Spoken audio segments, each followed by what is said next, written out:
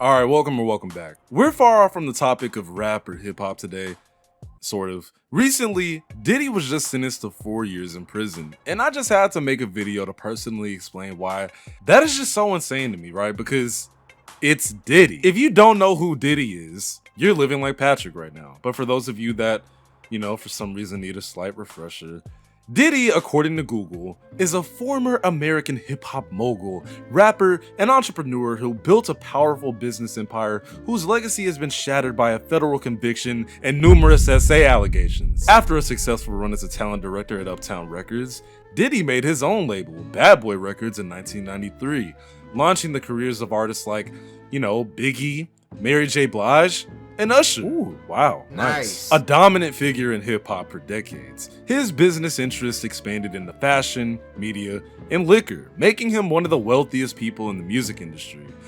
And as interesting as it would be to possibly make a video on all that, none of that shit actually matters, as now he is known for a lot of other things that we're gonna get into today.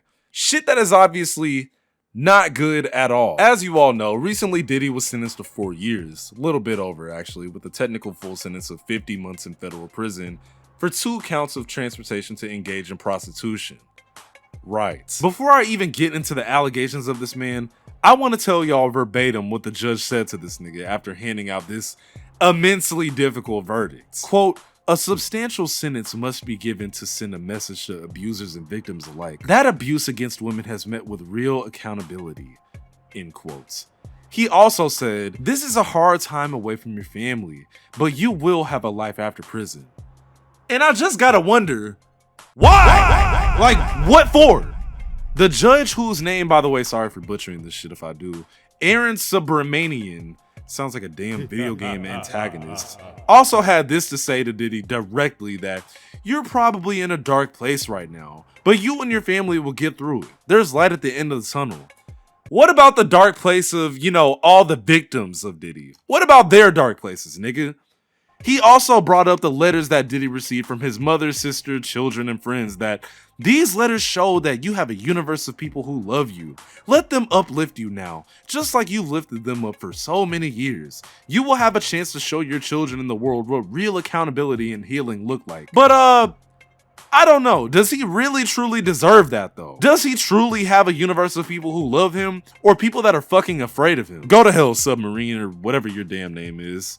Now, shouts out to some of the prosecutors, as it was noted that they said he should serve over 11 years. Even that's a fucking generous number. Let's keep going. I want to also point out that we need to investigate this nigga Brian Steele. This man's ability to defend low-life scum with a lot of fucking money has gotta be studied. I mean, he's truly like a tier under Saul Goodman. I'm not bullshitting. He represented Thug in the YSL Rico, and judging by the fact that Thug is walking around right now making songs with fucking teases instead of being in that goddamn box after only 3 years, I'd say Brian Steele is a pretty good lawyer. However, if we were to take away Brian from Diddy in this case and put all the allegations on the table, let's go over everything he's allegedly done, and I want you watching this video to be the judge instead of Brian Steele. I want you to sentence him, because by the end of the video, I'll sentence him myself, and it's clear as day, 4 years is just a massive slap on the wrist. So back in 1991, y'all know Diddy would have been about 22 or 21 years old. According to a 2023 lawsuit, he was accused of drugging and assaulting a woman in that way and videotaping it. Her name was Joy Dickerson Neal. I'm so sorry. Of course, Diddy denies this, stating the incident as made up and a money grab. Here's the facts though. Joy was on school break during the holidays for Syracuse University.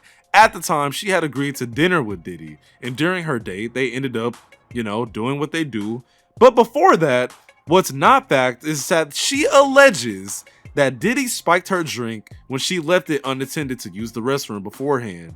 And by the time they were doing what they do, she was in a physical state where she could barely stand or walk. She also claims that there is a videotape of this incident that was shared to people in the music industry, and this caused severe harms to her reputation and career aspects. Now mind y'all, this is literally the first thing I found when digging into his allegations from 1991. So if what's alleged here is true, you've got an assault in that way, which is a Class A felony, That right there should already be a solid 7 to 10 years, minimum. You've got revenge corn, that's about another 2 years and some damages probably. We're already on about 9 to 10 years of justice, and that's just being nice. Please remember that this is all alleged. YouTube, get off my dick. This is alleged. Anyway, now when I was doing research for this video, I found so much unbelievable shit attached to this man's name just off of a Google search. There is a literal documentary, actually I think it's like 2 or 3 documentaries, insisting that this man is one of the most evil people alive in the industry. I couldn't even go over every single thing that he was accused of, so what we're gonna do is just go over a few of the crazier ones. Like the fact that in October of 2024, there was another lawsuit against Diddy where he drugged and yet again assaulted another girl in that way when she was just 13 years old, along with a different celebrity by the name of Sean Carter. I know y'all know who that is, otherwise known as Jay-Z. Now doing the math again, Diddy would have been about 30 or 31 years old at the time of this. And before I go any further on this case, I have to let it be known that this lawsuit was actually withdrawn from the anonymous plaintiff herself. Now before I get into how I feel about this, she stated that she stayed quiet about this for about 24 years because she felt like nobody would have believed her. Her word against 2 massive celebrities' words at that time. Of course, again, this was denied by Diddy and Jay-Z as just another shameful money grab.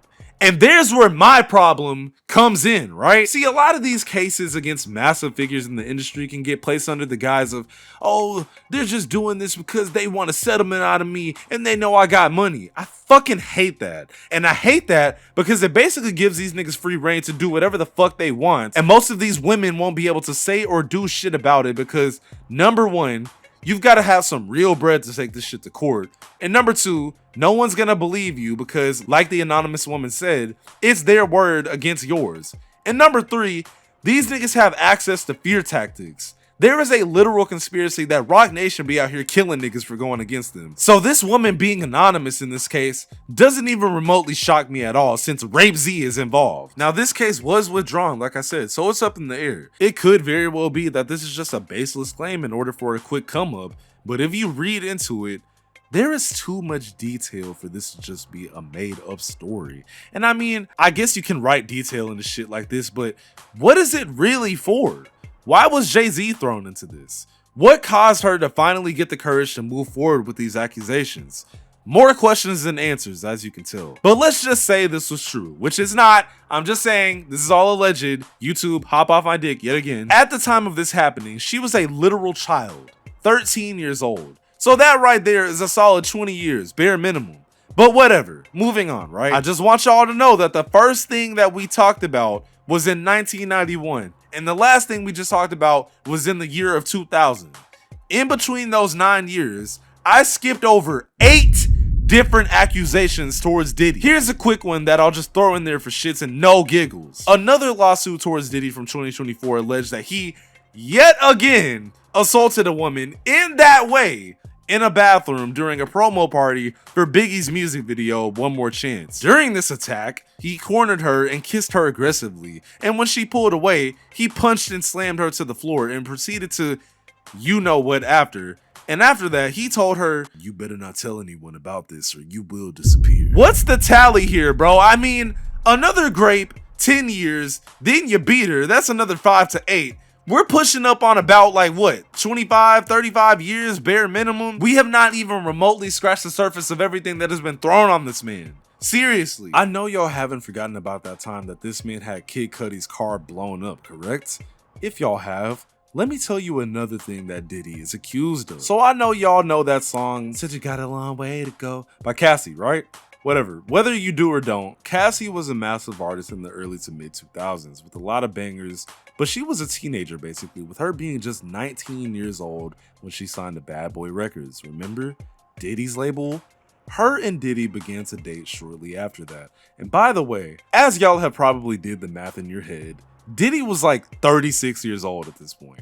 Just wanted to lay that out there. But her and Diddy are dating, and that went about as well as you think it would. Eventually, they broke it off, and Cassie started talking to Kid Cudi a bit after that. Now, I am skipping a lot of abuse between Diddy and Cassie, like the fact that he would make her participate in freak-offs. Yes, you heard that very correctly. Freak-offs. What is a freak-off, right? Basically, Diddy would make men and women perform in very nasty acts for rewards and shits and giggles, I guess. Cassie was involved with this. Some of the people called to testify against Diddy were involved in this. It's a whole rabbit hole that I just don't have time to get into. But anyway, Diddy would discover emails between Cassie and Cudi, which would lead to Diddy threatening Kid Cudi by telling him to fuck off, basically. Mind you, Cassie and Cudi broke up because of how terrified Cassie was of Diddy.